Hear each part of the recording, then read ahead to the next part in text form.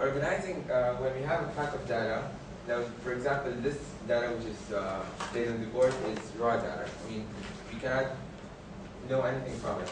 We don't know how it's works. Like, we need to organize this data. To organize this data, we have a way which is classifying it in a table and knowing like how frequent each set of data is repeated. For example, like in these digits, we're going to have class limits. Class limits, like for example, if we see how many types of data we have, like the numbers, how many numbers, different numbers we have. We classify them into different categories, and then we find this frequency. This will help us use the data in any way we want. Like for example, if you want to use it to know how many students are like traveling. For example, I guess this is how far each employee is traveling. So if you want to know how far each employee is traveling, like how many employees are traveling like 1 to 3 miles per day, you can find it out in this way using the frequency table. Okay, this is why we need to organize that. How can we organize that? How?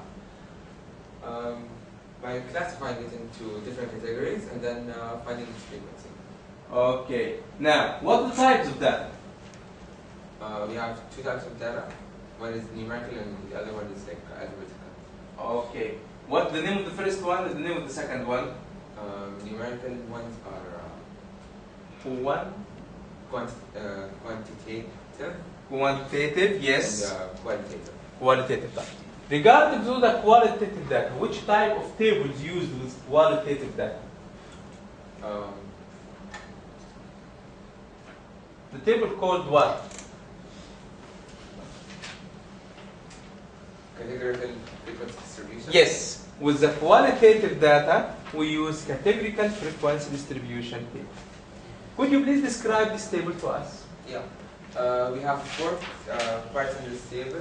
The first part is the class, which are our main, the main data that we have in the group. The second one is the tally, which is almost like the frequency, but instead we like draw the numbers. No.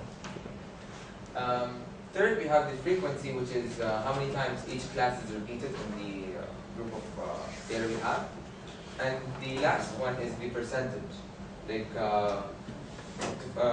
there is a way to find the percentage, but it actually tells us the percentage of the class that is repeated in the itself. Okay. Thank you, Ahmed. Thank you.